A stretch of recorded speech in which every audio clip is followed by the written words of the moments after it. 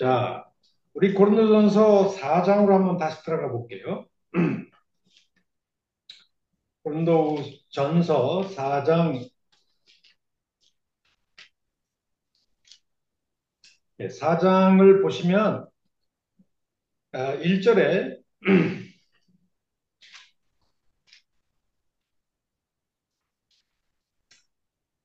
마땅히 사람은 우리를 그리스도의 일꾼이요 하나님의 비밀을 맡은 자로 여길지어다 이렇게 되어 있는데요. 아, 마땅히 우리를 그리스도의 일꾼이라는 것은 디아코니안 이런 뜻인데 디아코니온 서번트라는 뜻이죠. 우리는 다 그리스도의 서번트, 뭐 종이다. 뭐 그렇게 표현할 수 있겠죠. 그리스도의라는 말이 붙어 있는 것은 그리스도에게 속한 그리스도를 주인으로 모신 일꾼이다. 두 번째는 하나님의 비밀을 맡은 자 이렇게 되어 있는데요. 이 뭘 맡았다라고 하는 말은 청직이라는 뜻이에요. 청직이. 그러니까 일꾼이라는 말과 청직이 이 두 말의 차이가 뭘까요? 무엇이 일꾼이고 무엇이 청직입니까? 일꾼이라고 하는 것은 좀 더 적나라하게 표현하면 이제 노예라고 하는 뜻인데 종이라는 뜻인데요. 종이 하는 모든 일의 전권은 주인에게 속해 있죠. 주인이 시키는 대로 하는 것이고 주인의 소유이고 그리고 청직이라고 하는 것은 좀 더 다른 개념인데 주인이 어떤 특별한 업무를 맡기잖아요. 재산이나 업무를 이제 맡길 때 주인의 의도에 따라서 그것을 성실하게 관리하고 또 집행하고 뭐 이런 사람을 이제 청직이라고 보통 얘기를 하죠. 청직이도 일종의 일꾼 중에 하나지만 좀 개념은 좀 틀리다고 생각이 됩니다. 그러니까 우리는 그리스도의 종이요, 청직이다. 근데 뭘 맡은 청직이라고 했냐면 하나님의 비밀을 맡은 청직이다. 그렇게 얘기를 했습니다. 이 하나님의 비밀이라고 하는 것은 아마 복음의 말씀을 지칭하지 않을까 이렇게 생각하게 됩니다. 이 복음의 말씀이 우리에게는 비밀로 전해진 거기 때문에 그렇겠죠.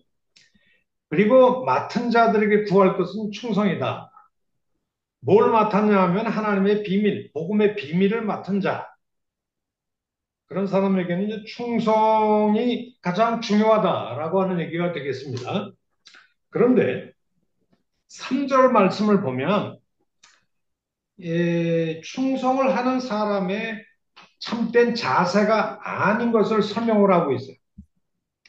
우리를 심판하실 주께서 오시기 때문에 모든 주의 일꾼들 또는 청지기들은 모든 행위의 선과 악, 가치와 무가치를 만천하에 드러내실 재림의 날을 기다리면서 성실하게 살아야 되겠죠. 근데 그날이 되면 각 사람이 예수의 제자로서 충성된 삶을 살았는지 만천하에 밝히 드러내실 것입니다. 오늘 본문 2절에도 충성이라는 말이 등장합니다. 고린도 교인들은 아마도 바울이나 아볼로와 같은 교회 사역자들 인간적으로 지켜세우고 자신들이 좋아하는 인물 중심으로 교회 내에서 파당을 지었던 것 같아요. 하지만 사도 바울은 그들에게 자신과 아볼로는 그리스도의 일꾼이요 하나님의 비밀을 맡은 청직이라고 충고합니다.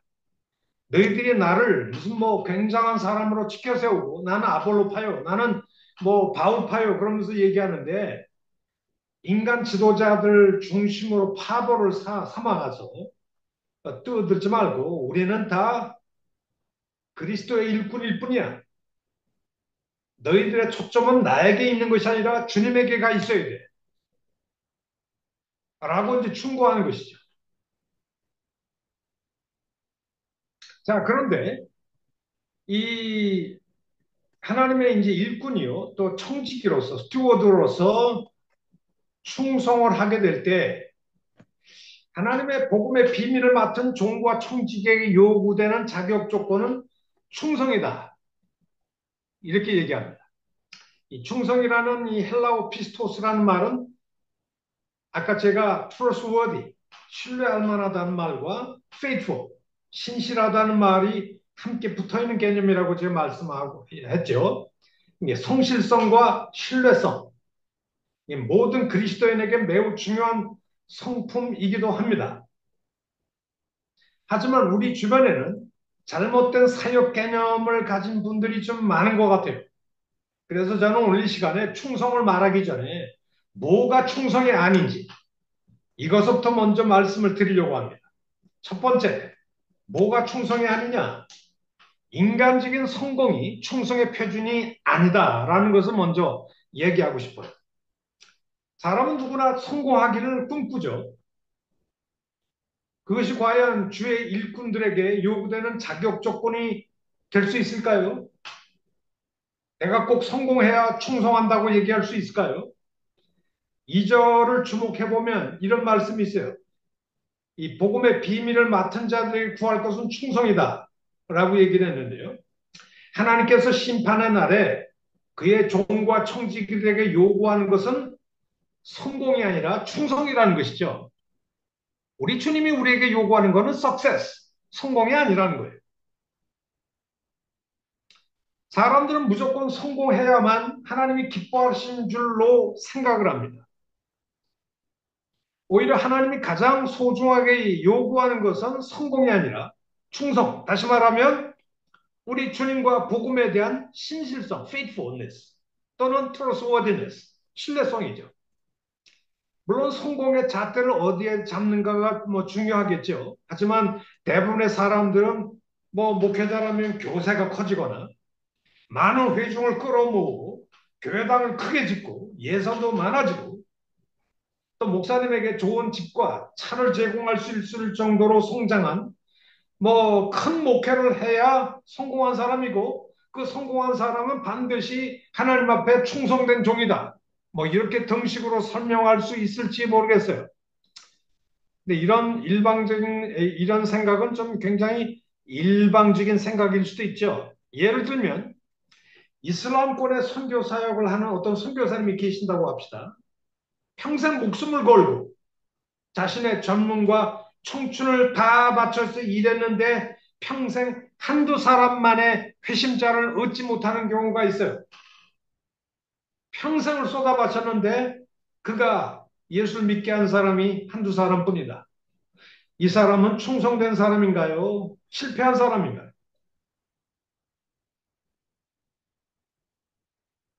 한국에서 2, 3만 명 되는 큰 교회 목사를 하는 사람하고 이슬람권에서 정말 목숨을 걸고 한 영혼, 두 영혼을 이렇게 구령하는 것밖에 못한다고 되었을 때에 우리 주님은 과연 뭐라고 판단하실까요? 물론 대형 교회를 꼭 뭐 충성되지 않다 이렇게 저는 얘기하고 싶지는 않아요. 그런데 외적인 성공이 우리 주님이 판단하는 가치의 판단 잣대가 아닐 수도 있다라고 하는 것이죠. 저는 오래전에 서울에 있는 중앙극장에서 소명이라는 영화를 보았습니다. 네. 소위 주인공은 정명관 선교사인데 통합측 선교사예요. 몇 해 전에 제가 아마존에 들어갔다가 그곳에서 만난 사람이기도 합니다.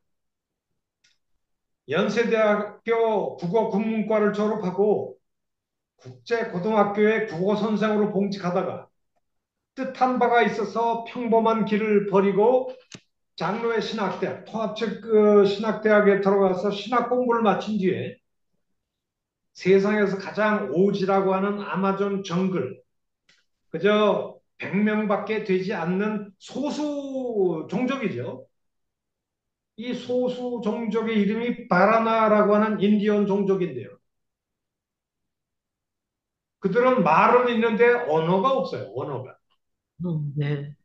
근데 그 마나우스에서 비행기를 타고 오지로 한 2시간씩 들어가야 깊은 정글에 사는 그저 100명밖에 살지 않는 소수 부족입니다. 전기도 없고 수도도 없는 그야말로 정글 오지였습니다.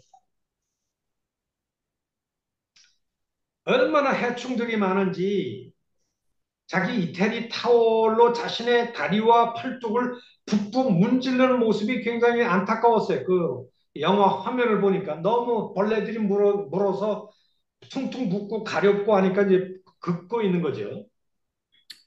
어떤 해충에 물리면 피부 안에서 지렁이 같은 유충이 생겨서 몸속을 이렇게 꿈틀꿈틀 피부 안에서 뚫고 다녀요.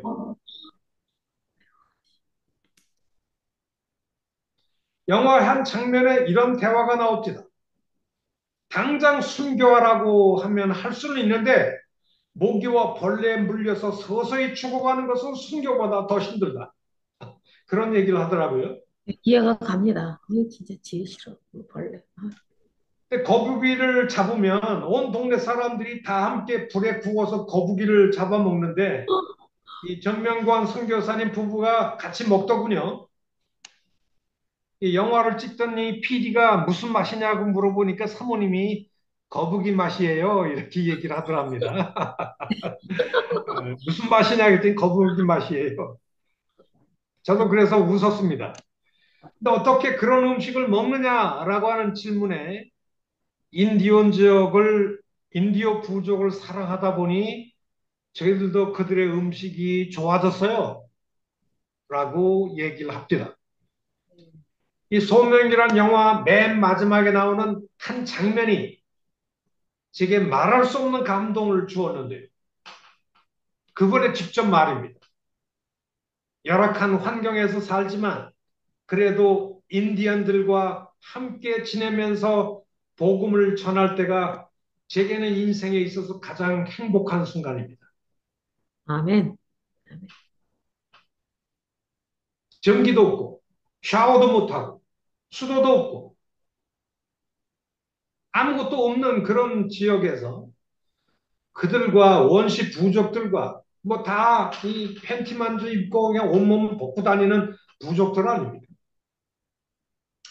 그런 그 부족들과 살아갈 때 그들과 함께 복음을 나누고 함께 살아갈 때 그 정명관 선교사님은 뭐 하는 선교사냐 하면요. 그들의 언어를 만들어주는 언어 번역 선교사예요. 그 네. 100명을 위해서 그들의 그 말을 연구하고 그래서 언어를 만들어주고 그래서 누가복음 하나 번역을 했어요. 그래서 누가복음을 번역해서 그 누가복음을 가지고 또 그들을 가르쳐야 돼요. 언어가 없었으니까 언어도 가르쳐가면서 그렇게 평생을 보낸 선교사입니다. 평생을 바쳐 선교 사역을 해도 결국 100명밖에 되지 않는 사람들을 위해서 자기 인생을 버린 거죠. 과연 이들 선교사의 부부의 사역이 성공입니까? 실패입니까? 성공이죠. 꼭 서울 한복판에서 수만 명 목회를 한 사람이 더 가치 있는 삶이라고 얘기할 수 있을까요? 우리 예수님의 판단 기준은 과연 그렇습니까? 너는 100명밖에 안 됐으니까 100명짜리밖에 안 돼. 무가치. 근데 뭐 2만 명 내는 서울에 있는 큰 교회 목회를 한 사람에게 야, 너는 충성됐다. 우리 주님이 그렇게 평가하실까요? 아니요. 당연 아니지. 우리 주님이 요구하는 것은 어떤 외면적 성공이 아닙니다. 네. 교회를 개척해서 큰 교회로 일구는 것도 물론 중요할 수 있어요. 저는 부정하지 않아요. 나는 그것을 꼭 나쁘다고 보지 않습니다. 하지만 주님의 시각은 우리의 시각과 다를 수 있다는 겁니다. 성공보다 더 중요한 것은 충성이죠. 예수님의 제자로서 그분의 모습을 체험하는 자, 아멘. 예수님이 걸었던 고난의 길도 변치 않고 따르는 사람, 자신을 희생하고 예수님의 뜻을 따르는 자, 과연 이런 사람이 하나님을 감동시키는 사람이 아닐까요? 아멘. 개척교회라고 해도 좋습니다. 평생 목회를 했는데 수십 명밖에 되지 않는 상가 지하교회라도 좋습니다. 나는 주눅이 들 필요가 없다고 생각해요. 정말 주님을 사랑하고 영혼을 사랑하는 사람이라면 상가 어두컴컴한 지하 상가 교회를 했다가 해서 우리 주님이 너는 쓸모없는 쓰레기 같은 인생을 살았구나 이렇게 얘기하실까요? 아니죠. 그야 당연히. 예수의 제자답게 평생 신실하게 그분의 발자취를 따라 살기를 힘썼다면 주님은 분명히 10명밖에 되지 않은 작은 상가교회, 지하교회 목회자라 해도 우리 주님은 그에게 영광의 면류관을 씌워주실 것이 분명합니다. 아멘. 저는 여기 어제 어떤 선교사님, 한국 선교사님과 함께 식사를 했어요. 필리핀에서. 근데 같이 식사하시는 그 선교사님과 그 선교사님 사모님하고 대화를 하면서 가슴 뭉클한 얘기를 하나 들었어요. 무슨 대화를 들었냐면요. 서울 인천에서 개척교회를 했는데 정말 지하 아주 컴컴한 정말 지하 삼각교회 지하에서 개척교회를 시작했는데 자기 부인하고 자기하고 뭐 한두 명밖에 없었대요. 그래서 막 그냥 어렵사리 막 목회를 해서 한 뭐 10명 정도 이렇게 좀 교회가 성장을 했는데 정말 그 교인들이 헌금을 내지 않았대요.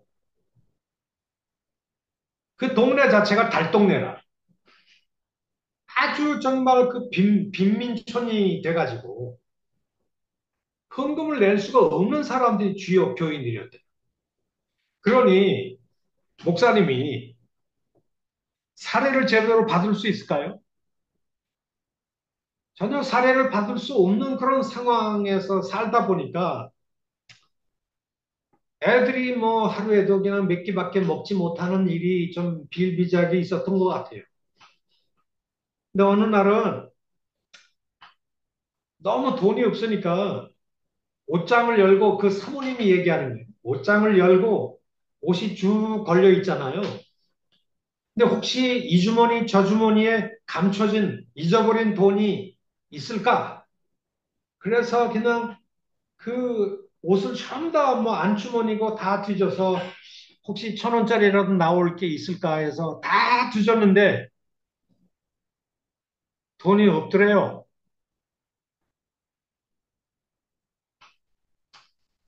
그 옛날에 한 20년 몇 년 전에 일이랍니다.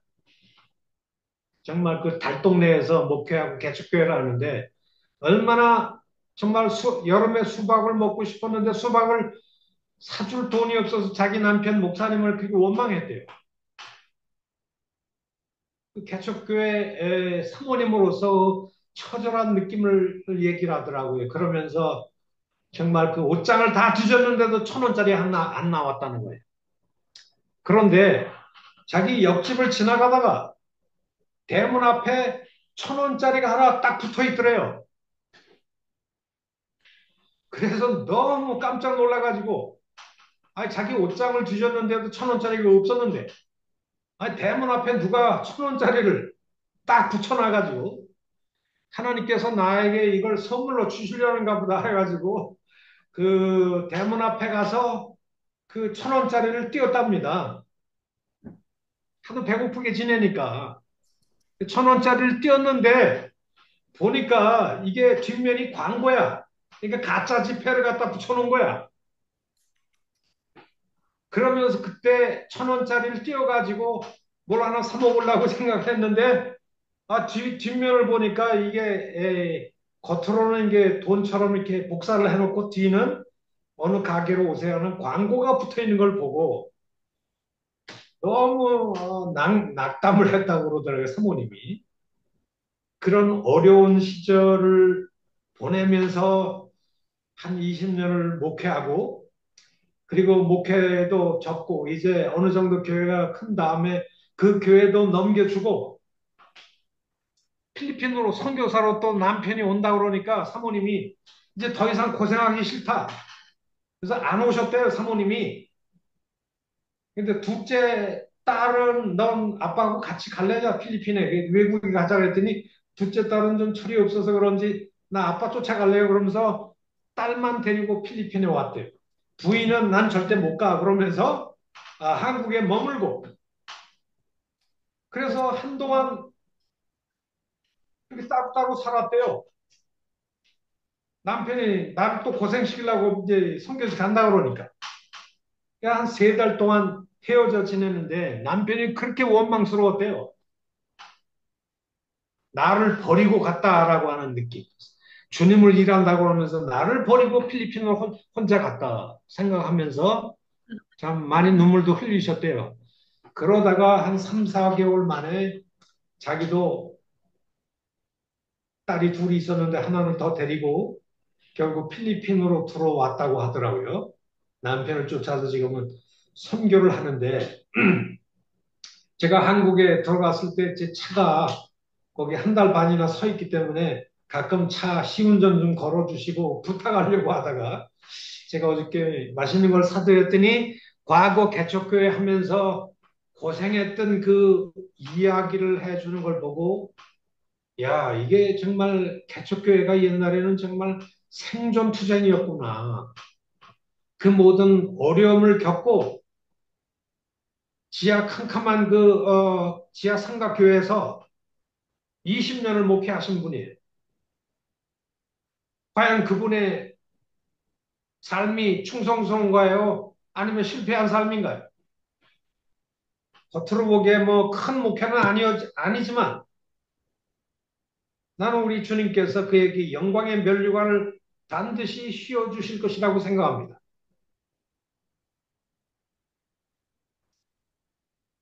예수님의 제자답게 성실하게 신실하게 그분의 발자취를 따라 살기를 힘썼다면 작은 교회든 개척교회든 지하 상가교회든 우리 주님 분명히 그에게 영광의 면류관을 씌워주시지 않겠습니까? 착하고 충성된 종아, 아멘. 우리 인간의 외면적 성공보다 더 귀한 것은 과연 변치 않고 진정성을 가지고 주님의 발자취를 따라 살았느냐? 이것이 더 중요하지 않겠습니까?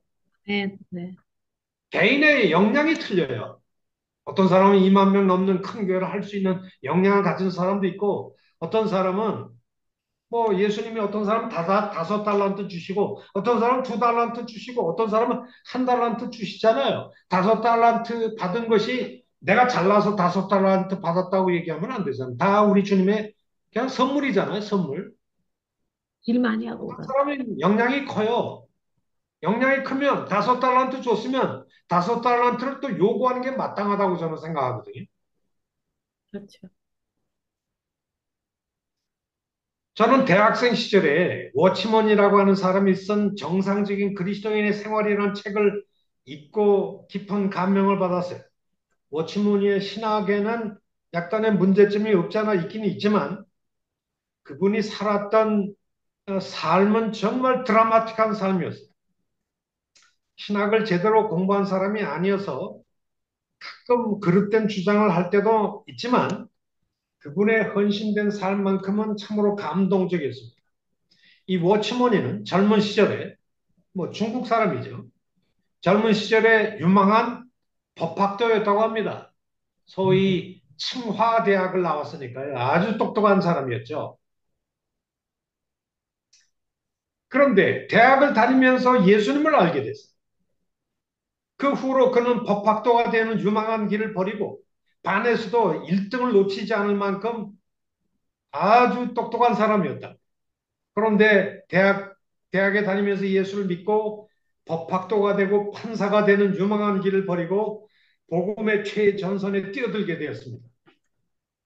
중국 전역을 다니면서 복음을 전했습니다. 급기야 폐력을 예수를 믿는다는 이유 하나만으로 공산당들에게 붙잡혀서 고문도 당하고 오랜 감옥 생활도 했습니다. 급기야 폐결핵이 생겨서 엄청난 고생을 했습니다. 거의 이제 시름시름 죽어가고 피를 토하고 그러니까 공산당도 나가서 죽어라 해서 감옥에서 풀어서 내보냈죠. 이 감옥에서 풀려 나와서 자유의 생활을 하게 되었지만 너무나 병색이 깊었습니다.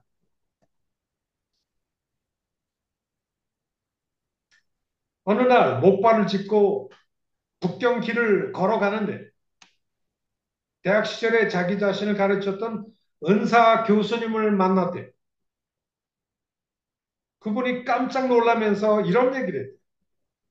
자네가 대학을 다닐 때 누구보다도 청명하고 훌륭한 판사가 될 것으로 기대했었네. 그런데 지금 자네의 모습이 왜 이처럼 형편이 없어졌는가? 왜 이렇게 초라하게 되었는가? 교수님의 이 말을 듣고 눈물이 왈칵 쏟아질 뻔했습니다. 하지만 그 순간 영광의 성령이 그를 감동시키더니 마음속에 이런 생각이 떠올랐답니다. 내가 하는 일은 세상의 어떤 일보다 영광스러운 일이다. 내 인생을 다 허비해도 좋을 만큼 예수님은 소중한 분이다. 아멘. 그래서 워치모니는 은사 교수님에게 이런 말을 했다고 합니다.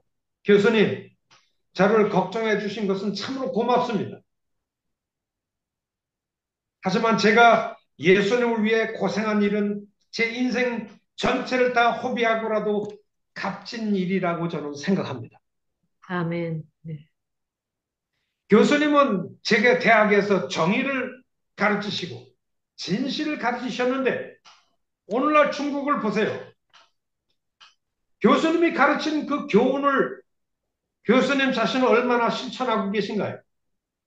그리고 교수님의 제자들이 판사가 되고 법관이 되어서 얼마나 많은 죄 없는 사람들을 감옥에 보내고 공산당들에게 빌붙어가지고 공산당에 매수되어서 저와 같은 죄 없는 사람들 감옥에 지금도 보내고 있지 않습니까?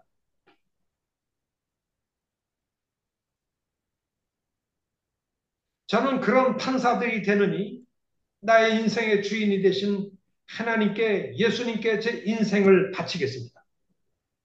아멘. 이 얘기를 하니까 자기 은사 되신 그 법대 교수님이 이런 말을 하더래요. 맞다. 맞죠. 나는 내 인생이 훨씬 값진 인생이라고 생각한다. 아멘. 라고 얘기하면서 길을 말없이 떠나시더랍니다. 사랑하는 우리 동력자 여러분, 워치모니의 삶이 실패한 삶일까요? 그는 인생의 실패자니까, 훌륭한 법관이 못 되었으니까, 결국 가치 없는 삶을 살았다고 얘기할 수 있을까요?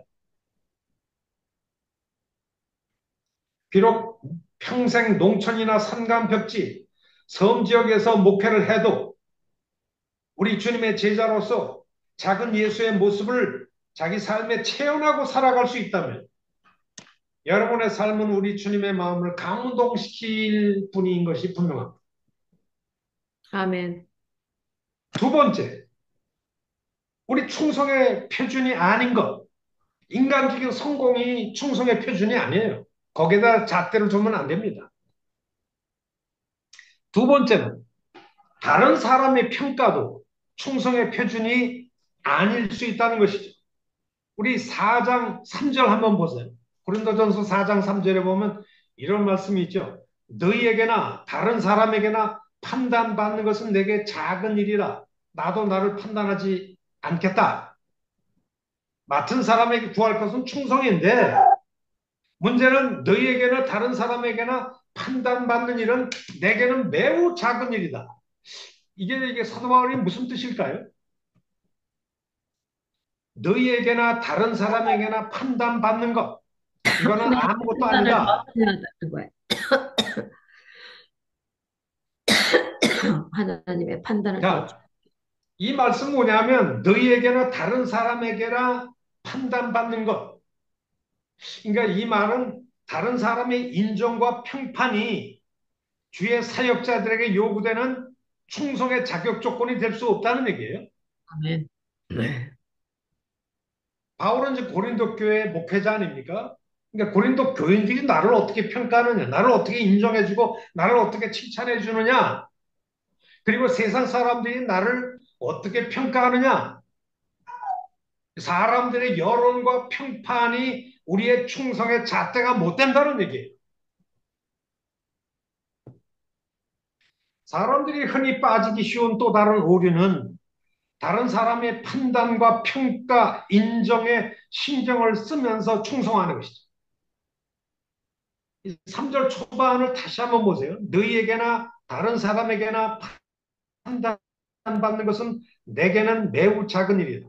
아마도 고린도인들이 무슨 재판관이나 된 것처럼 바울의 세력에 대해서 신문하고 평가하고 이랬냐 저랬냐 평가하는 것 같았어요. 그들은 바울의 편지를 대할 때는 뭔가 있는 사람처럼 생각했는데 직접 만나서 보니까 너무나 약하고 말도 시원치 않다. 고린도후서 10장 10절이죠. 제가 볼 때 사도 바울은 좀 못생긴 것 같아요. 키도 크지도 않고 코는 네구리 코처럼 생기고 사도 바울은 편지를 보면 굉장하잖아요. 제가 어린 시절에 우리 아버님이 예수를 안 믿으셨는데요. 교회 나가는 거 극도로 싫어하셨어요. 근데 어느 날 제가 디모데 후서가를 제가 읽었거든요. 성경을 목소리를 내서 쭉 읽었는데 저희 보통 때 같으면 저희 아버님이 너 입 닥쳐 시끄러워 그럴 텐데 조용히 누워서 그 내 읽는 성경 말씀을 쭉 읽고 있더라고요. 읽으면서 벌떡 일어나시더니 야 성경에도 그렇게 참 훌륭한 말들이 많냐 이러더라고요. 우리 아버님이 생각할 때 뭔가 감동이 좀 됐던 모양이에요. 이 성경 말씀 사도 바울의 말을 들여다보면 뭔가 좀 무게가 느껴지지 않나요? 사도 바울의 편지를 보면 사람들의 심금을 울리는 뭐가 있어요. 뭐가 야, 이 편지를 쓴 사람은 대단한 사람 같다는 것을 좀 느끼지 않아요? 많이 느끼죠. 근데 고린도인들은 편지를 대할 때는 야, 이 사람 대단한 사람이다 이렇게 느꼈는데 몸으로 딱 대할 때는 어머나 저 사람 어떻게 저렇게 생겼어? 어, 그 말을 하는 거 보니까 좀 대대하게 말도 못했던 것 같아요. 말이 시원치 않다고 본인이 인정하고 있잖아요. 바울은 부흥사가 아니었던 것 같아요. 이한수 교수보다 훨씬 말을 더 못했던 것 같아요. 이게 유두고라고 하는 친구가 바울의 설교를 듣다가 밤중에 난간에서 듣다가 졸다가 떨어졌잖아요. 그 바울의 잔잔한 말이 아마 졸렸던 모양이죠. 부흥사처럼 막 그냥 뭐 얘기를 했으면 좋겠는데 사도 바울은 굉장히 좀 조금 논리적으로 얘기하는 그런 분이라 고린도인들이 만나가지고 굉장히 실망을 많이 했던 것 같아 사도 바울을 깔보고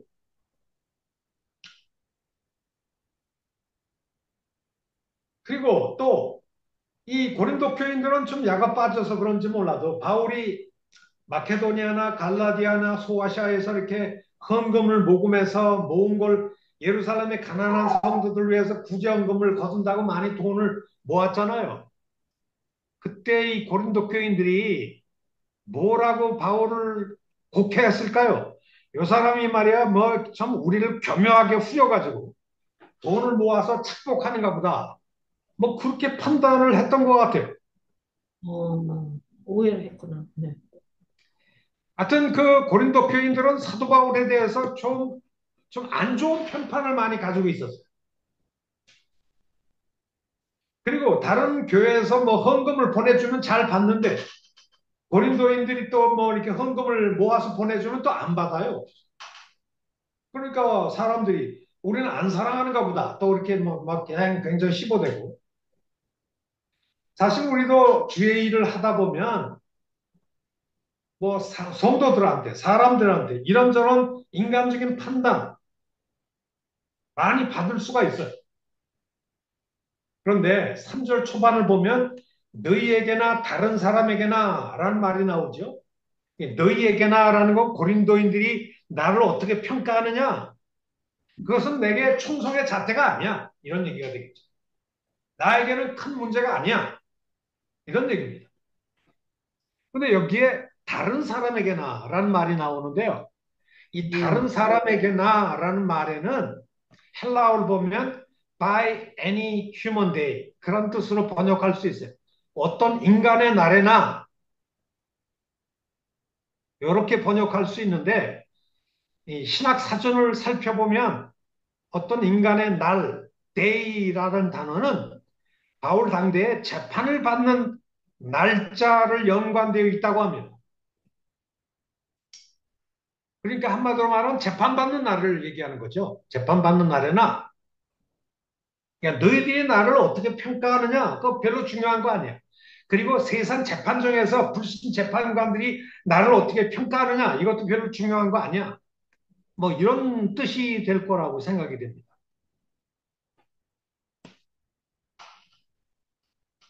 어차피 바울에게 복음의 비밀을 맡기신 분은 하나님이시기 때문에 그가 예수의 제자로서 충성스럽게 살았는지 안 살았는지를 판단하는 것은 고린도인들도 아니고 세상 법정도 아니라는 뜻입니다. 그리스도께서 바울에게 하나님의 비밀을 맡겨주셨다면 마지막 심판날에 바울이 종과 청지기로서 얼마나 신실하게 충성스럽게 살았는지를 판단하실 분은 고린도 교인도 아니고 세상 판사들도 아니고 오직 그리스도 자신뿐이다 라고 하는 얘기가 될 거라고 생각이 됩니다. 자, 여러분들에게 한 가지 좀 물어보고 싶어요. 우리가 교회 생활을 하거나 목회를 하거나 교회 지도자로 살아갈 때 다른 사람들의 여론, 다른 사람들의 생각, 다른 사람들의 어떤 평판, 적어도 교회 지도자라면 다른 사람들이 뭐라고 얘기하는지를 귀담아 들어야 될까요? 듣지 말아야 될까요?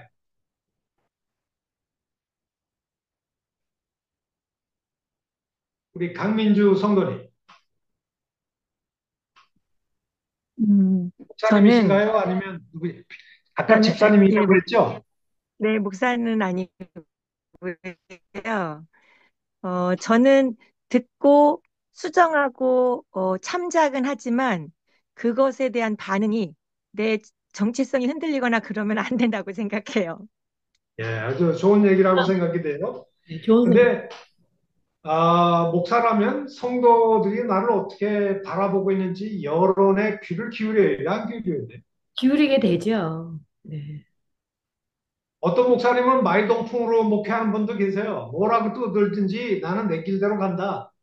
그러면 어떤 문제가 생길까요? 다 떨어져 나가요. 안 와요. 목사님을 뭐 다가오지도 않죠. 우리 그럼요. 목사님은 절벽이다.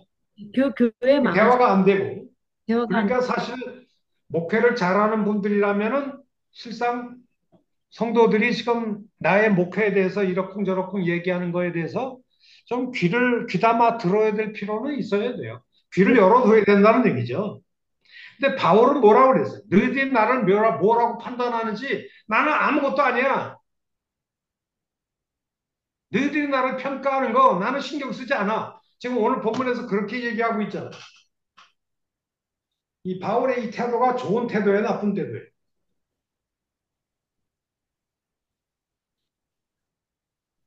우리 좀 김문경 목사님 답답한, 어떻게 답답한 생각하십니까? 저는 하나님에 대한 신뢰 때문에 나는 너희들한테 욕을 먹지만 하나님 보시기에는 나는 충성스러운 성도다. 이런 자부심이 있겠죠. 네.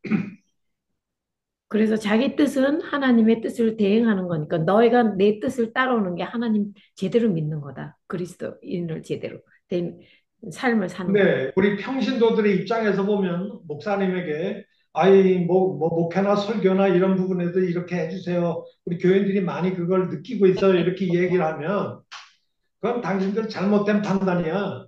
주님의 뜻은 내가 생각한 게 옳아. 그러면서 별로 반영도 안 하고 듣지도 않고 나는 내가 옳다고 판단하는 게 주님의 뜻이라고 생각하니까 나는 내 길대로 갑니다. 라고 얘기를 하고 그냥 follow me. 날 쫓아와. 안 쫓아오면 그냥 떠나. 이런 태도는 좋은 태도일까요? 아닐까요? 글쎄 그렇게 하면은 목회가 저기 목회가 힘들어지겠죠? 다 떨어지던데요. 그렇게 하니까요. 그래 다 너 떨어지죠? 네. 그 그러고요. 사도 바울이 아니야 그런 장로님이 목사님을 잘라요. 근데 사도 바울이 지금 그 얘기하고 있잖아요. 너희가 나를 어떻게 평가하는 거 그거 아무것도 아니야. 나 신경 안 써. 이러고 있잖아요. 뭐 당당한 데가 있겠죠. 뭐. 근데 이거를 우리는 어떻게 좀 조화를 시켜야 될까요? 목회자라면, 교회 사역자라면 교인들과 성도들의 평판과 충고나 그들의 여론을 귀담아 들어야 된다는 것은 사실인 것 같아요. 네. 귀를 열고 들어야 돼요.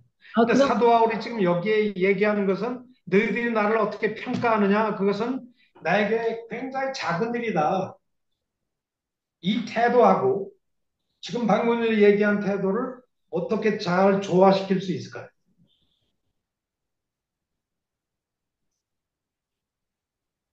우리 그 송순이 그 상황에는 진짜 하나님의 그 자기가 체험한 하나님을 뭐라 그럴까 선교해야 되는 그 사명감 있죠. 그것 때문에 목숨을 걸고라도 예수님을 알려야 되겠다는 그 사명감 때문에 당당히 그렇게 나가는 거고 지금 현실은 그거가 아니 그 바울 시대 아니지 않습니까?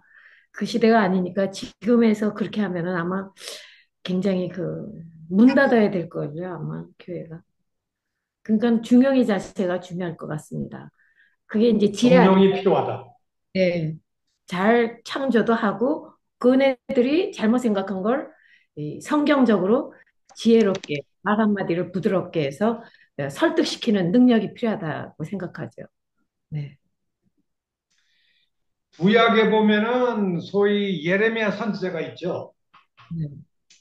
그리고 예레미야 시대에 소위 거짓 선지자라고 불려지는 하나냐라고 하는 선지자가 있어요. 네. 예레미야는 참 선지자고 네. 하나냐는 거짓 선지자라고 하나님에게 비판받았던 사람이에요. 음. 그런데 예레미야의 주어 메시지는 뭡니까? 예레미야가 그 당대 이스라엘 백성들에게 선포한 메시지는 하나님의 심판은 이미 다 결정됐기 때문에 조만간 바벨론이 쳐들어올 거야. 그러면 바벨론이 쳐들어올 때 너희들 다 손들고 항복하고 가. 너희를 향한 하나님의 심판은 결정됐어. 하나님이 바벨론을 이용해서 너희들을 심판하고 징치하기로 하나님이 결정했어. 그러니까 뻗대지 말고 바벨론이 쳐들어오면 항복하고 가. 이것이 예레미야의 메시지예요. 네. 그런데 하나냐라고 하는 사람의 메시지는 뭐였을까? 아무리 바벨론이 쳐들어온다 한들 하나님께서 아브라함과 그 후손 이스라엘 백성에게 주신 언약은 여전히 성실하기 때문에 과거 하나님이 블레셋으로부터 다윗을 지켜주셨던 그 언약에 신실하신 하나님은 오늘날 우리도 신실하게 지켜주실 게 분명하다. 그러니까 바벨론이 쳐들어와도 염려하지 말라. 하나님이 지켜주실 것이다. 이렇게 얘기한 사람이 하나님이에요. 그러면 당대 입장에서 볼 때 대중들은 누구의 메시지가 더 매력을 끌었을까? 하나님의 메시지부터 뭐 하나냐가 더 인기가 네. 많았겠죠. 심판에 대해서 얘기했던 예레미야는 좀 재수 없는 선지자다 이렇게 생각했을 가능성이 많죠. 네. 지금도 그렇지 않습니까? 지금도 좋은 얘기만 듣잖아요. 뭘 예. 받는다 뭐 이런 얘기 해보세요. 아이 김새 내좀 편안하려고 교회 왔 그런데 그런 소리 하고 예. 근데 하나냐의 메시지에 신학적으로 문제가 있나요? 있죠, 있죠. 네. 아니 하나냐의 메시지 자체가 문제가 있어요, 없어요? 하나님은 언약적으로 없어요. 신실하시다. 네. 그 우리 맞는데 이스라엘은 하나님의 언약 백성이다. 맞죠? 그러니까 하나님은 바벨론이 쳐들어와도 우리는 반드시 신실하게 지켜주실 것이다. 이런 메시지 자체가 뭐 틀린 데가 있나요? 없나요? 안 틀려요. 근데 왜 가짜 메시지가 선지자가 되죠? 왜 거짓 선지자입니까? 지금 그때 하시고자 하는 하나님의 뜻이 아니었기 때문에. 그렇지. 여러분 예레미야하고 하나냐하고 결정적인 차이점이 뭘까? 하나님의 음성을 듣고 말하느냐, 자기가 알고 있는 하나님을 말하느냐. 그렇죠.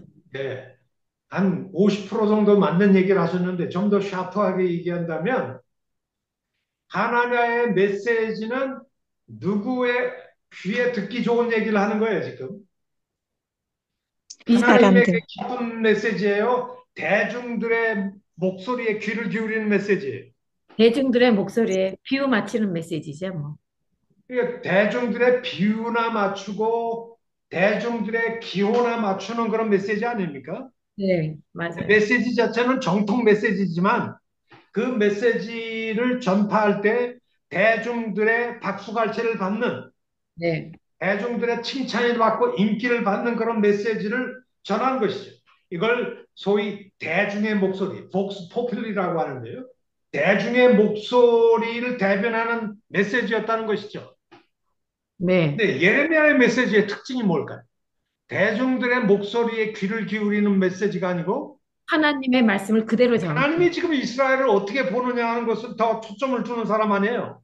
네, 정확히 전하는 거죠. 이스라엘은 지금 엄청난 부패와 반역에 빠져 있어요. 네, 그러니까 벌 받는 거죠. 하나님이 역겨워하는 백성이 됐단 말이에요. 네, 그러면 예레미야는 그 하나님의 시각에서 보니까 이스라엘은 심판당할 수밖에 없다고 하는 깨달은 거 아니에요. 네, 그들이 듣든 안 듣든 하나님이 너희들을 심판할 수밖에 없다고 하는 걸 좀 선포하게 된 거 아닙니까? 네, 그러니까 예레미야하고 지금 하나냐의 다른 점은 대중의 목소리에 편성하는 메시지를 전하느냐, 하나님의 목소리를 하나님의 시각에서 하나님의 메시지를 전하느냐 그 차이가 있는 거죠. 아멘. 그러니까 사도 바울은 오늘 본문 말씀에서 한 얘기가 뭘까요? 우리 목회자는 하나님, 성도들의 아픈 것이나 성도들의 여론이나 성도들이 뭘 얘기하고 있는지 목사에 대해서 뭘 얘기하는지 귀를 기울여야 돼, 안 기울여야 돼? 그런 걸 귀를 열어두고 네. 들을 수 있어야 돼요. 들을 수는 나도 있어요. 잘못할 것이 있을 수 있으니까 귀를 기울여야 되지만 사도 바울이 오늘 이 본문에서 얘기하는 건 뭘까요? 그렇다고 사람들의 생각에 부안해동해서 거기에 매몰되어서 쫓아가는 것은 충성의 표준이 아니다. 아니라는 것이죠. 입니다. 그러니까 항상 표준은 하나님, 사람의 목소리에 있습니까? 하나님의 시각에 있습니까?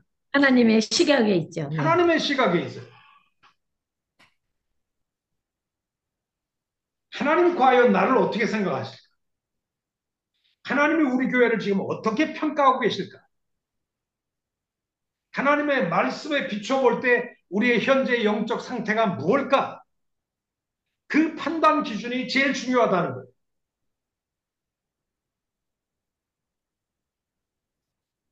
너무 여론에 휩쓸려서 사람들의, 대중들의 귀나 즐겁게 하고 사람들의 여론에 편승하는 목회를 하면 어떤 문제가 생깁니까? 사람들의 목소리나 즐겁게 하고 귀나 즐겁게 하고 오늘날 목회자들도 사람들의 사람들의 귀를 즐겁게 하는 메시지를 전하기를 좋아해요. 그걸 원하잖아요, 성도들이요. 맞아요. 그래서 성도들의 죄 문제 지적하면 되게 싫어합니다. 그럼요. 그럼 안와에 삐쳐가지고요. 그런 얘기 하면은 내가 일주일 동안 세상에서 고생 많이 하고 왔는데 교회 와서도 당신의 그 짜증나는 설교를 들어야 돼 내가 이렇게 얘기를 할 수가 있겠죠.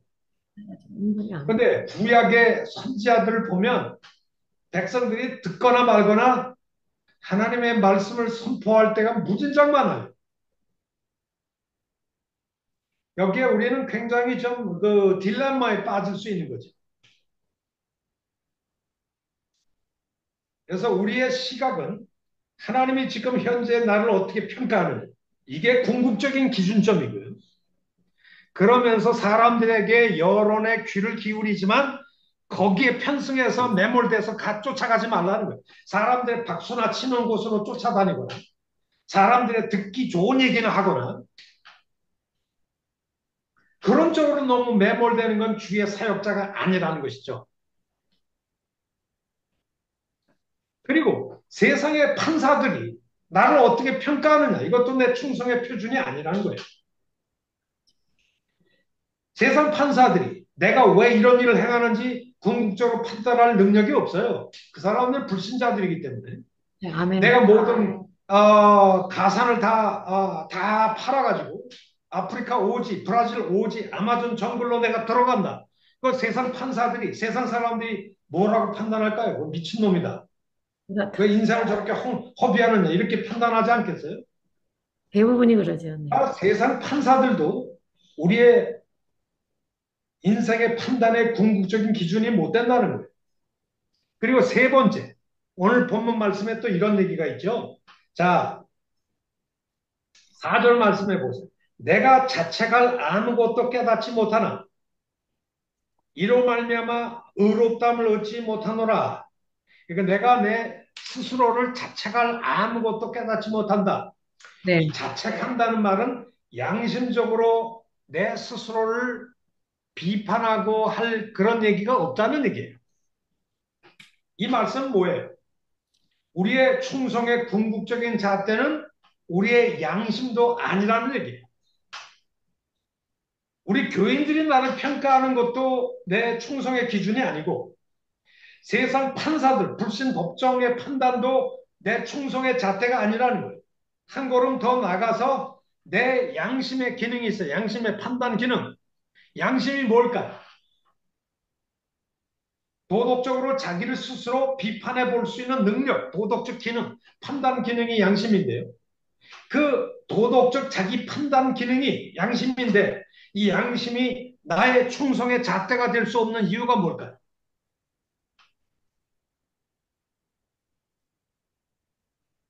그거는 하나님 말씀이 아니기 때문에 우리 하나님 백성으로서 그건 아니, 너무 잘못, 간단하게 얘기하지 마시고 내 양심이 왜 나의 충성의 최종 잣대가 될 수 없을까요? 사람마다 다 다르기 때문에. 예? 사람마다 다 다르기 때문에. 그 기준, 예. 양심이. 왜 다를까요? 경험치가 다르고, 지식이 다르고, 생각이 다르고, 마음이 다르니까. 사람들마다 양심을 다 가지고 있잖아요. 기본 양식. 근데 양심을 가지고 있는 거는 가장 중요한 것이 자기를 무슨 행동을 했을 때 자기를 도덕적으로 비판하고 판단하는 기능이 양심 기능이거든요. 그런데 이 양심 기능이 사람들마다 다 똑같습니까? 천차만별입니까? 천차만별이죠. 네. 천차만별이에요. 왜 그럴까요? 어떤 사람은 약한 양심도 있고, 어떤 사람은 더러워진 양심도 있고, 어떤 사람은 양심의 떨림판이 전혀 움직이지 않는 화인 그런, 맞은 양심도 있어요. 그런 사람도 있지. 그러다 보니까 뭐 어떤 사람은 조그만 잘못을 해도 양심의 떨림판이 막 그렇게 울려요. 마음이 아파요. 이런 양심을 가진 사람도 있지만 남을 죽이고 살리고 해도 전혀 양심의 떨림판이 움직이지 않는 사람도 있어요. 그런, 사이코패스처럼. 네. 그 범죄자들이 그렇죠. 네. 그러니까 내가 내 스스로를 양심적으로 판단하는 이 판단 기능, 자기 비판 능력도 믿을 게 못 된다는 얘기예요. 여러분, 인간이 가지고 있는 죄성의 가장 본질적인 특징이 뭘까요? 우리 인간은 다 죄인이잖아요. 그런데 죄인인데 이 죄인이 가지고 있는 가장 근본적인 특징이 자기 판단, 자기가 자기 자신을 평가하는 이 판단 기능에도 영향을 미쳐야 안 미쳐요? 죄라는 놈이. 당연히 미치죠. 네. 어떻게 미칠까? 인간은 죄인이잖아요. 죄인인데 내가 내 자신이 행한 일을 내가 생각하는 걸 내 스스로 판단하잖아요. 판단할 때 죄를 가진 사람은 자기 판단 기능, 자기 비판 기능이 왜곡되기가 쉽상해요. 네. 어떻게 왜곡됩니까?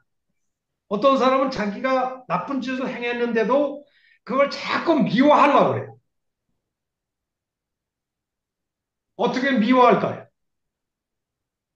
자책하면서 그냥 우울증에 참, 빠지고. 그러니까 그럴 수밖에 사람들이 없, 자기를 합리화. 판단하는 기능, 자기를 스스로 평가하고 비판하는 기능이 죄로 말미암아 뒤틀리고 왜곡되고 화인 맞는 일이 많이 생기는 여러 가지 현상들이 있는데 첫째, 내가 분명히 잘못을 했는데도 그걸 일반화 시킬 수 있어요.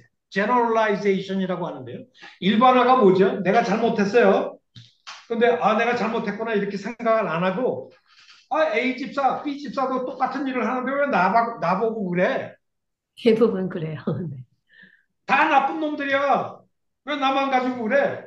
이게 이제 일반화예요. 일반화. 제 A라는 놈도 이 집사도 김 집사도 다 똑같은 짓 하는데 내가 조금 했다고 왜 나보고 뭐라 그러는 거야? 요거는 이제 자기를 일종의 일반화시키는 거죠. 네. 일반화시키고 또 두 번째는 뭘까요? 합리화. 합리화죠. 자기 합리화. 자기 합리화가 뭘까요? 자기가 당연히 내가 그런 잘못한 것을 잘못이라고 생각하지 않고 자꾸 변명하고 합리화하는 거죠. 음, 음. 게 죄악이죠. 아, 그게 무슨 문제. 또 자기를 합리화할 뿐만 아니라 미화하기도 합니다. 잘못한 점을 미화하기도 해요. 또 뭐가 있을까요? 가장 심각한 죄의 특성 중에 자기와 자기 판단 능력과 관련된 이 죄성의 가장 치명적인 문제점이 뭐가 있을까요? 자책하는 거예요. 자기 자책하는 의, 사람은 아주 좀 그래도 좋은 사람이죠. 근데 자책할 수 있을 정도면 좋은 누구 사람. 때문에 꼭 누구 때문에 내가 이렇게 됐어. 그 남한테 핑계 대는 거. 네. 어. 남한테 떠넘기는 거죠. 난 너 때문이야, 뭐 이거. 음. 자기 스스로가 아니라 내가 이렇게 불행해진 건 너 때문이야. 내가 이렇게 된 건 너. 그거 말고 더 치명적인 문제점이 있어요. 자기의, 내가 보기에 옳았어. 뭐 이런 거. 그건 이제 자기 합리화죠. 음, 자기를 변명하고 합리화하는 거고, 자기를 미화하고 또 일반화시키고, 근데 그거보다 더 나쁜 죄성의 문제가 있어요. 하나님 원망. 하나님을 하나님께 원망,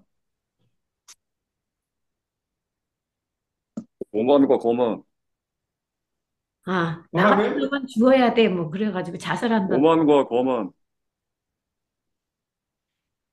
가장 큰 문제는 뭐냐면요. 뭐 여러분들 제가 얘기하면 금방 느끼실 거예요. 자기 기만, 셀프 디셉션의 문제입니다. 자기가 뭘 잘못하면 자꾸 합리화하고 미화하고 하다 보면은 궁극적으로 누구까지 속이게 돼요. 처음에는 자책감을 가지는데 자기를 자꾸 변명하고 미워하고 막 이렇게 하다 보면은 결국은 자기까지 속이게 되는 거죠.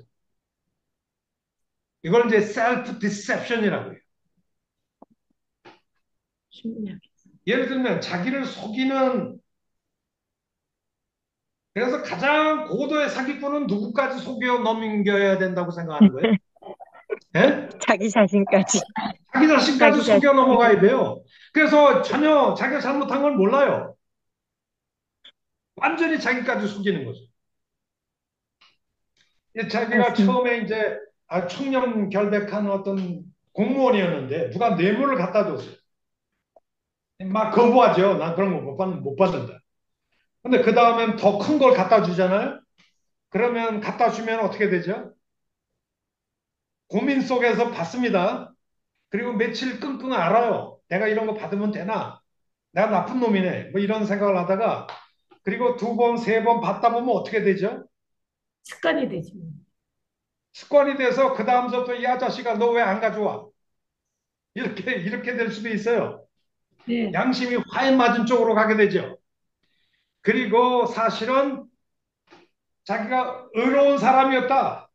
나는 우리 회사에서, 우리 직장에서 그래도 제일 일 잘하는 사람이야 라고 생각하면서 나중에는 자기까지 속이는 단계까지 들어가는 거죠. 자기 판단 인식이 완전히 왜곡되어서 뒤틀려가지고 자기가 자기를 스스로 속이는 그런 일까지 이제 생기게 된다고 볼 수 있어요. 이런 현상을 여러분 계시록 한번 찾아볼까요? 우리 인간의 죄성이 어떻게 심각하게 발전될 수 있는가 하는 것을 볼 수 있는데요. 계시록 2장입니다. 2장 14절 라오디게아 교회 문제인데요. 여러분 라오디게아 교회의 가장 큰 문제가 뭘까요? 3장 14절입니다. 요한계시록 3장 14절 내가 내 행위를 아노니 내가 차지도 아니하고 뜨겁지도 아니하고 뭐 그렇다 이렇게 얘기를 하고 있는데 내가 너를 아예 입에서 토하여 내칠 지경이다라고 얘기하는데 17절에 보세요. 내가 말하기를 나는 누구다? 부자라, 부자다, 부자라, 부유하고 부족한 것이 없다. 근데 그 사람은 실질적으로 어떤 상태에 있죠? 곤고한, 곤고하고 가련하고 가련하고, 가난하고 가난하고, 또 하고 눈멀고 눈멀, 아주 물거라고. 빨가벗고 살아가는데 실상은 나는 부자야 떵떵거리고 살아가는 거 아니에요. 네. 실제로는 소경인데 영적으로는 소경인데 뭘 본다고 착각하는 거죠. 네. 아무것도 없는 정말 가난하고 가련한 사람인데 나는 부자다라고 떠들고 있어요. 이런 네. 사람들은 지금 무슨 죄에 빠져 있는 거예요? 완전히 자기가 자기를 알아요, 몰라요? 모르죠. 몰라. 자기가 몰라요. 자기 인식. 여러분, 우리 신앙생활에 성숙도가 어디에 있다고 보십니까? 사람은 남을 판단하고 정죄하는 일은 굉장히 알아요. 예리한 사람들이 많아요. 네. 자기는 안 보, 자기는 자기 근데 자신을 자기는 전혀 평가를 못 하는 거죠. 그렇지. 그게 한 20, 남의 죄는 그냥 티끌 같은 것도 잘 판단하고 칼처럼 이렇게 분석하면서 자기에 대해서는 완전히 자기 기만에 빠져 있는 사람들이 많아요. 거기는 힘만 갔어요. 아, 진짜. 여러분, 신앙의 성숙도가 뭡니까? 저 사람이 신앙적으로 성숙한 사람이냐 아니냐 하는 것을 보기 위해서는 그 사람이 자기 자신을 어떻게 객관적으로 냉철하게 스스로를 비판해 볼 수 있는가, 그 비판, 자기 비판 능력이 제대로 살아있는가 없는가를 보면 알 수가 있어요. 아멘, 아멘. 맞아요. 그, 떨어지. 근데 대부분의 사람들은 자기를 비판하는 능력 없습니다. 그 누가 비판 조금 해봐요. 자기는 남 비판 밥 먹듯이 하면서 자기 요만큼 비판하면 막 들고 뛰고 싸우려고 그러죠. 맞아요. 사람이 너무 많아요. 특히 또 뭐 목사님. 부부 사이에도 그래요. 부부 사이에도 뭐 상대방의 뭐 약점을 조금 지적을 하면은 뭐 그냥 연애 시절부터 있었던 연애 편지까지 들먹거리면서 온갖 것들을 다 끄집어내서 오히려 역공격을 하잖아요. 예? 떨어져 살. 그만큼도 못 건들게 만들어요. 근데 사람은 자기 방어 기제가 굉장히 강해요. 자신이 너무 다 잘났다고 생각하나 봐요. 네. 그래서 그런 일을 하다 보면 결국은 자기 기만의 단계까지 들어가게 되는 그런 문제가 생기게 되는 거죠. 자, 이런 것들이 다 인간이 자기 판단 능력, 도덕적 판단 능력이 양심인데, 양심을 제대로 정말 믿을 수 있을까요? 자기 판단 능력을. 아니지. 그 성경이. 상당히 왜곡되어 있는 경우가 많아요. 뒤틀리고. 네네. 뒤틀리는 게 많죠. 특별히 자기를 판단하는 능력은 상당히 힘든 영역 중에 하나입니다. 그럼요. 자, 그렇다면 올바른 충성을 하기 위해서는 자기를 냉철하게 들여다볼 수 있는 자기 판단, 도덕적 판단 능력이 있어야 되는데 이것은 내 자신의 능력이 아니라 하나님. 하나님이 주시는 능력이에요. 네, 아멘. 아멘. 그래서 기도해야 되는 이유가 뭘까요? 그거죠, 바로. 하나님 내가 지금 어떤 위치에 있는지, 어떤 영적인 문제점에 있는지 저를 좀 알려주세요. 네, 항상 그렇게 하죠. 네. 그래야지 반성이 내가 나오지. 얼마나 교만하고 내가 얼마나 정력적이고 네. 내가 얼마나 이기적인 존재인지를 알려주시옵소서. 아멘. 자기를 올바로 깨달아야 그때부터 진정한 충성이 시작됩니다. 아멘. 네. 남이 나를 어떻게 평가하는가? 우리 교인들이 나를 어떻게 평가하느냐? 내 양심이 나를 어떻게 평가하느냐가 궁극적인 기준이 아니에요. 네.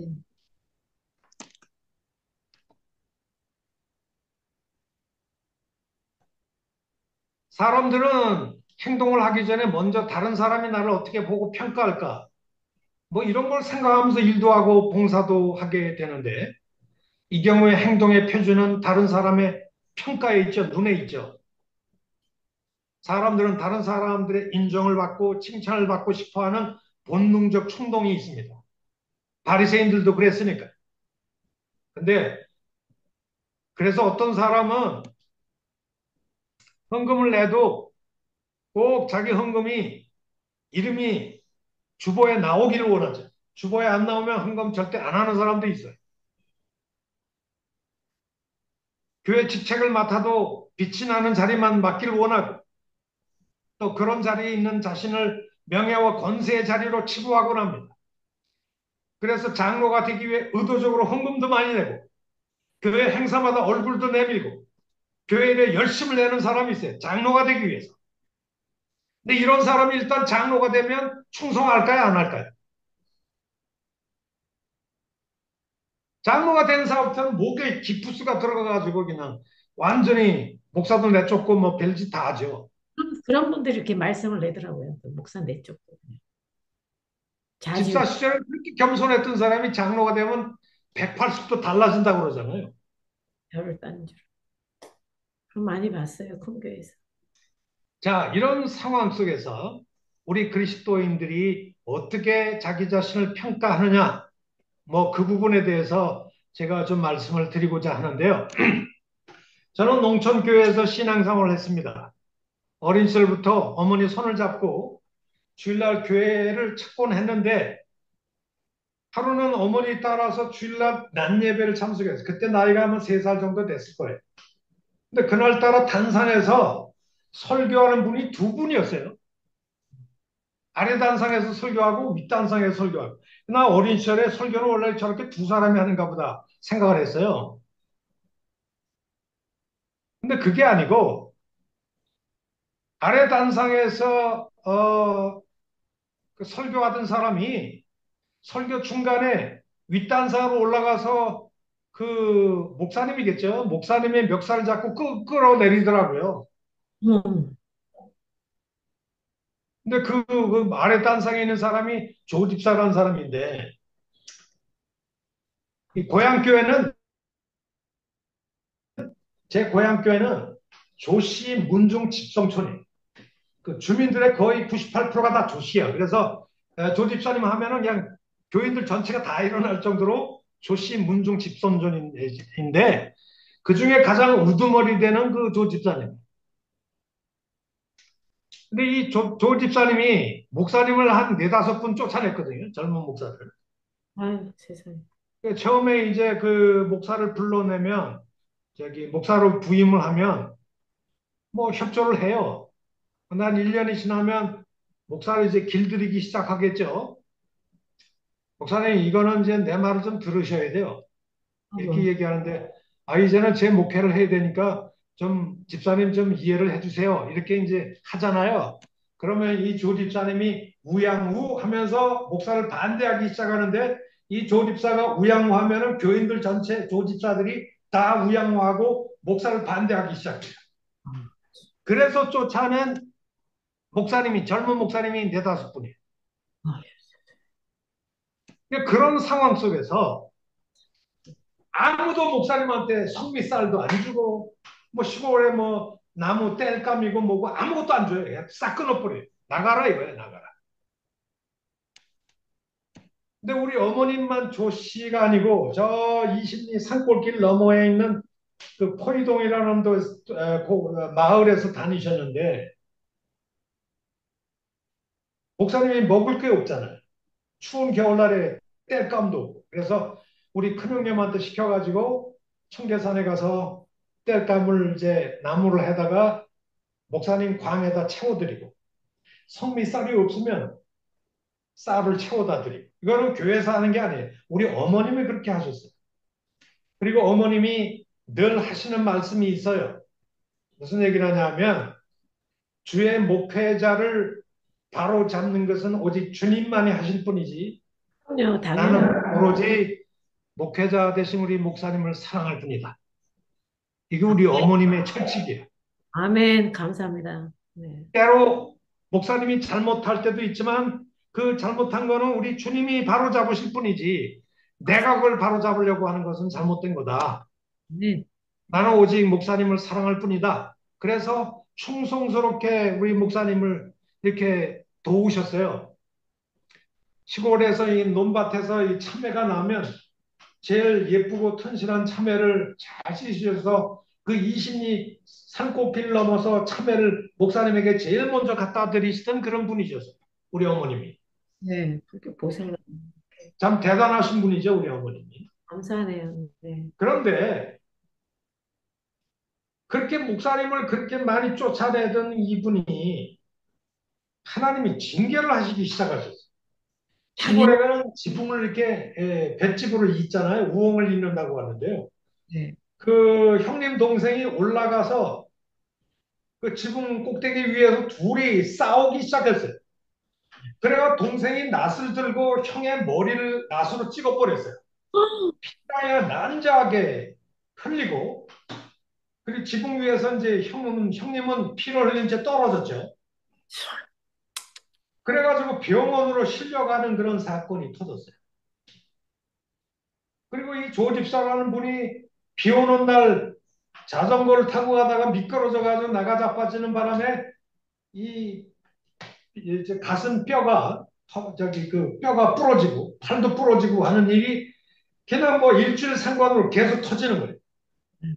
그래가지고 이 조 집사라는 분이 결국 이제 실성을 한 거죠. 비 오는 날 20리 바깥에 우리 집에 비를 쫄딱 맞고 횡설수설하면서 이 조 집사님이 우리 집안에 오신 거예요.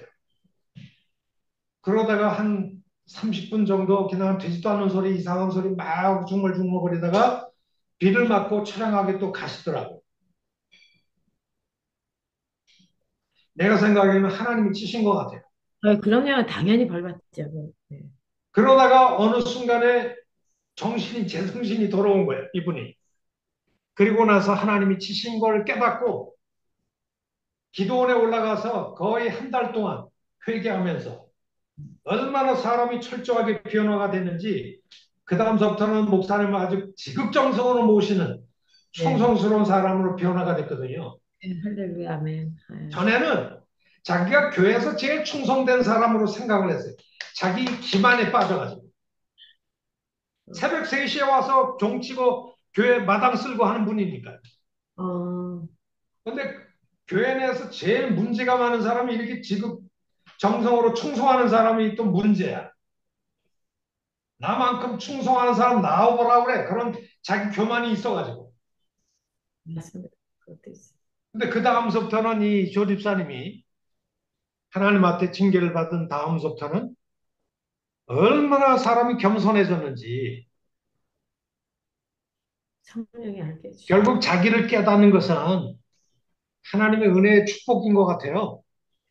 성령이 들어오셔서 그러니까 늘 기도할 때 하나님 내가 어떤 사람인가를 보여달라고 기도하는 것이 바로 그런 이유가 아닌가 이렇게 생각을 하게 됩니다. 아멘, 아멘. 맞습니다.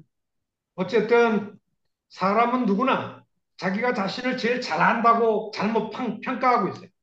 사람은 자기를 잘 알까요, 모를까요? 잘 몰라요. 잘 몰라요. 예. 사춘기 때 그게 항상 퀘션이잖아요. 내가 누구인가? 내가 왜 태어났나? 내가 왜 이렇게 왔을까? 해필이면 많은 부모 중에 이 부모한테 내가 태어났을까? 저는 그런 것 근데 때문에, 자기는 굉장히 잘 믿는다고 생각을 하는데 이 믿음의 교만이라는 것도 있어요.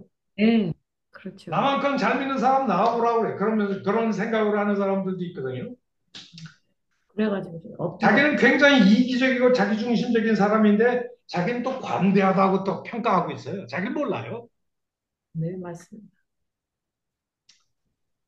이 자기 중심성, 자기 이기성, 자기 죄성을 극복하는 거, 참 이게 쉬운 일이 아니라고 생각합니다. 자신이 얼마나 자기중심적이고 이기적인지 잘 모를 때가 많은데, 만약 이렇게 자기를 잘 모르는 사람이 교회에 충성하면 어떤 일이 벌어질까? 수많은 사람들에게 상처를 주겠죠. 그렇죠. 다른 사람이 보면 굉장히 교만한 사람인데, 자신은 또 겸손하다고 착각하는 수가 많아요. 참 고집도 세고 편견도 많은 사람인데, 자기는 누구보다도 오픈 마인드를 가지고 있다고 떠들어대요.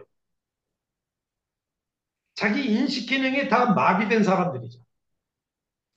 이런 사람들은 진정으로 충성할 수 있을까요? 없을까요? 이런 사람은 충성하기가 참 어려워요. 근데 그런 것들이 다른 사람이 아니라 우리 모두의 모습이기도 합니다. 아멘. 내 안에 내주하는 죄 때문에, 죄성 때문에 자기 스스로 올바로 들여다보는 비편 능력이 마비되고 좌절되고 왜곡됩니다. 죄의 가장 큰 기능이 뭔가요? 자기 판단 능력을 마비시키는 거예요. 그래서 미화시키고 일반화시키고 합리화하게 만들고 심지어 끝내는 자기 기만까지 걸려들게 만들어서 자기를 제대로 들여다볼 수 없게 만들죠. 이런 상황에서 자기 판단 능력이 마비된 상태에서 올바른 예수의 제자로 충성한다는 것은 거의 불가능합니다. 아멘. 우리는 자기 자신을 제일 잘한다고 자부하는 경향이 있어요. 근데 결코 그렇지 않습니다. 그래서 칼빈이 기독교 강요에서 이런 얘기를 했어요. 자기가 자기를 아는 지식은 내가 하나님을 아는 지식에 의존한다. 굉장히 유명한 말인데요. 자기가 자기를 아는 자기 지식이 내가 하나님을 아는 지식에 의존한다. 이게 무슨 뜻일까요? 요한 칼빈이 얘기하는 건데요. 그러니까 자기를 잘 알 때는 언제라는 거예요. 내가 누구를 알 때 자기가 비로소 알기 시작한다는 거예요. 하나님을 잘 알 때. 하나님을 제대로 알 때야 내가 비로소 스스로 보이기 시작한다는 얘기죠. 아멘. 그래서 날마다 우리는 하나님 앞에 서는 훈련을 해야 돼요. 하나님, 네. 내가 지금 어떤 존재인지, 영적으로 어떤 상태에 있는지, 내가 어떤 교만을 가지고 있는지 보여주옵소서. 이렇게 얘기하는 것이 이게 굉장히 우리 충성된 삶에 있어서 매우 중요한 점이다. 이렇게 생각이 됩니다. 그렇다면 지금까지 우리 충성의 잣대가 아닌 것 몇 가지를 얘기했죠. 첫째, 다른 사람이, 우리 성도들이 나를 어떻게 평가하느냐? 내 충성의 잣대가 궁극적 잣대가 될 수 없죠. 내가 다른 사람의 여론에 귀를 기울일 필요는 있어요. 오픈 마인드를 가지고 들어야 돼요. 그러나 사람들의 여론에 궁극적인 판단 기준을 맡겨서는 안 된다는 얘기예요. 세상 법정의 판사들도 내 충성의 잣대가 될 수 없다. 세 번째, 내 양심의 판단도 충성의 잣대가 될 수 없다라고 하는 것입니다. 왜냐? 자기를 판단하는 양심의 기준이 죄 때문에 상당히 많이 왜곡되고 뒤틀려 있는 경우가 많기 때문에 그렇습니다. 그러면 올바른 충성의 표준이 뭘까요? 올바른 충성의 표준은 우리 고린도전서 4장 1절로 다시 한번 가보겠습니다. 거기 보면 충성의 진정한 표준은 참된 충성의 기준은 뭘까? 그것은 맡은 자들에게 구할 것은 충성이라고 했잖아요. 근데 우리는 뭘 맡았다고요? 우리는요? 그리스도의 복음. 하나님의 비밀을 맡은 자들 아닙니까? 네네. 청지기. 하나님의 비밀이 뭘까요? 그것은 결국 복음의 진리라고 볼 수 있습니다. 네. 복음의 비밀을 맡은 청지기의 충성은 복음의 비밀을 따라 살고 그것을 잘 간직하고 다른 사람들에게 가감없이 전파하는 것. 제가 세 가지를 말씀드렸어요. 우리는 복음의 비밀을 맡은 자로서 충성해야 되는데 그 맡은 청지기로서 충성하는 길이 뭘까요?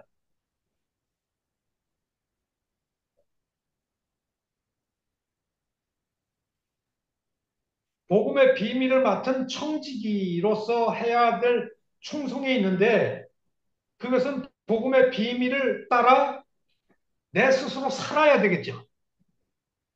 네.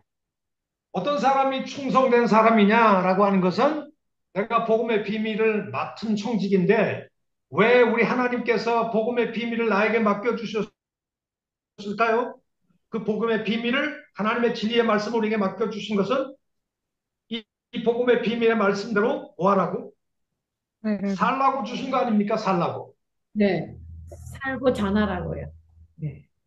첫째, 하나님의 비밀의 말씀을 따라 실천하고 행하는 것 굉장히 중요합니다. 네, 듣기만 해서는 소용이 없어요. 듣기만 해서. 매일 치열하게 하나님의 말씀을 따라 살려고 분투의 노력을 기울이는 것. 이게 네, 충성된 사람이지. 근데 목회자에게 제일 빠지기 쉬운 함정이 뭔지 아세요? 설교는 우라지게 많이 하는데 자기는 쥐뿔도 안 살아. 이게 가장 큰 문제야. 그런 사람, 그런 분 깜짝 놀랐어요, 진짜. 진짜. 근데 사실 설교를 하다 보면 내가 막 은혜가 넘쳐가지고 내가 스스로 눈물을 흘리기도 해요. 그런데 문제는 뒤를 돌아보면 나는 스스로 안 살아, 그렇게. 이게 가장 위선이죠. 우리 교회 지도자들에게 이런 위선적인 모순된 경향이 좀 있나요, 없나요? 그, 전하기는 무진장 전하는데 사실 자기는 진작 안 사는 경우 네, 많이 봤어요. 더러더러 많이 있어요, 네. 엄청나게 많죠. 네, 아주 설교를 기가 막히게 잘하는데, 정말로. 네. 여러분, 미국의 유명한 TV 부흥사가 이 지미 스와거트, 짐 베이커 두 사람의 타임지지에 엄청나게 크게 난 적이 있어요. 그런데 이 지미 스와거트와 짐 베이커는 서로 친구 사이야. 근데 이 사람들은 TV 방송국까지 가지고 있어요. 그래가지고 한 번 뭐 모였다 그러면 4, 5만 명이 모이는데 그 자리에서 그냥 청산유수의 그냥 부흥사 설교를 하는 분들이에요. 미국 전역에 유명한 분들이에요. 그런데 이 두 목사가 창녀를 데리고 살았어. 한 사람이 창녀를 데리고 살았는데 그 창녀를 자기 친구인 진 베이커한테 빌려주기도 했어요. 그런 짓을 하다가 나중에 들통이 난 거예요. 그러면 TV 부흥사로서 수만 명 앞에서 복음을 그냥 할 때 막 사람들이 눈물 흘리고 꼬꾸라지고 막 그냥 다들 막 은혜를 받고 막 난리치는 그 뭐 지미 스와거트라고 하는 사람도 있고 짐 베이커 그 모습하고 보이지 않는 장소에서 창녀들하고 어떻게 자고 하는 거하고 그런 사람하고 어떻게 이 조화가 될까요? 아, 어떻게 그게 가능합니까 그게? 사람은 이런 누구나 이런 위선적인 면이 있어요. 다윗도 얼마나 시편에 아름다운 시편들을 많이 썼습니까? 여호와는 나의 목자시요. 그런데 그 사람이 한때 자기 장군의 부인 바세바를 취했잖아요. 뭐 취할 정도가 아니라 그 남편을 적진에 보내가서 일부러 죽여버리잖아요. 군대 장관과 밀지를 보내가지고. 여러분 다윗이 좋은 사람이에요, 나쁜 사람? 그 죄는 있지만, 그래도 하나님 정말 악한 사람이죠. 사악한 사람이죠. 사악하지만, 근데 다윗의 위대한 점은 뭘까요? 나단 선지자가 와서 죄를 지적할 때 해결했습니다, 하나님. 엄청나게 울고 회개하잖아요. 그게 다윗의 위대성이에요. 네, 맞습니다. 제가 다윗이라면 나단이 왔을 때 눈물 흘린 척하고 회개한다고 그러고 그렇게 이제 나단 선지자가 갈 때 부활을 시켜서 골목길에서 죽여버려 그 사람. 그런 저는 왕도 있, 그랬을 가능성도 있어요. 왕, 왕이라면 충분히 그럴 가능성이 있죠. 감히 내가 왕. 그런데 그러지 않고 철저하게 회개하지 않습니까? 그러니까 우리는 누구나 여러분 바리새인들의 가장 큰 문제가 뭐죠? 여러분 그 마태복음 23장 한번 보실까요? 바리새인들의 가장 큰 문제가 여기에 이렇게 언급되어 있습니다. 마태복음 23장 여러분 그 3절부터 한번 제가 읽겠습니다. 그러므로 서기관과 바리새인들이 모세의 자리에 앉았으니 그러므로 무엇이든지 그들이 말하는 바는 행하고 지키되 그들이 행하는 행위는 본받지 말라. 그들은 뭐만 행하고 말만 행하고 행하지 않는 자들이다. 무거운 짐을 묶어 사람들의 어깨에 지우되 자기는 이것을 손가락 하나라도 움직이지 않는단 말이야. 네. 그러니까 아주 그럴듯한 좋은 얘기를 많이 해 바리새인들의 문제는. 근데 자기는 모두 안 움직이려고 해. 손가락 하나도 안 움직이려고 한다는 거예요. 아유, 이게 이제 위선인데 위선은 뭐예요? 말과 행동이 다 행동의 괴리 현상이죠. 이런 바리새인들의 가장 대표적인 이 죄성이 우리에게는 있을까요, 없을까요? 우리도 있어요. 네. 우리에게도 있어요. 90보 저도 100보죠. 이 복음을 지금 전하고 있지만 저에게도 그 위선적인 면이 많이 있거든요. 맞아요. 근데 문제는 말이죠. 그걸 알고, 진정한 충성은 뭘까요? 복음의 비밀을 맡은 총직인데 왜 복음의 비밀을 우리에게 맡겼을까요? 이 복음의 말씀대로 치열하게 순종하고 실행하고 살라고 주신 거 아닙니까? 아멘. 그러니까 무엇이 충성일까요? 말씀대로 순- 순종하는 거죠. 네, 순종. 네. 말씀대로 사는 거. 앞만 뜨고 들어봐야 소용없죠. 우리 예수님은 이 행하는 걸 굉장히 중요시 여기시죠. 네. 그래서 나더러 주여 주여 하는 자마다 다 천국에 들어갈 것이 아니라 하늘에 계신 아버지의 뜻대로 뭐 하는 자? 행하는, 행하는 자라에 들어가리라. 이 행한다는 것이 굉장히 중요하고 두 네. 번째, 복음의 비밀을 우리에게 왜 맡기셨을까요? 두 번째, 충성의 모습이 뭘까요? 첫째는 그 말씀대로 사는 것이고 두 번째는 이 말씀을 부패하지 않도록 이단 거짓 교사들에게 이것이 그 농락되고 뺏기지 않도록 잘 복음의 진리를 간수하는 것, 감사하죠. 잘 지키는 것, 이 굉장히 중요하죠. 네. 그래서 교회 내에 이단들이 들어오거나 이단 사이비가 들어올 때 우리는 눈을 부릅뜨고 이 복음의 말씀이 왜곡되지 않도록 복음의 진리를 잘 파수꾼이 되어서 잘 지켜야 되겠죠. 그리고 복음의 비밀을 우리 하나님께서 우리에게 맡기신 세 번째 목적이 뭘까요? 땅끝까지 복음의 말씀을 전파하라고, 전도하라고 네. 우리에게 주신 것이 아닌가 이렇게 생각이 되었습니다. 아멘. 이 세 가지를 제대로 하는 사람이 이게 충성된 사람이다. 이렇게 볼 수 있고요.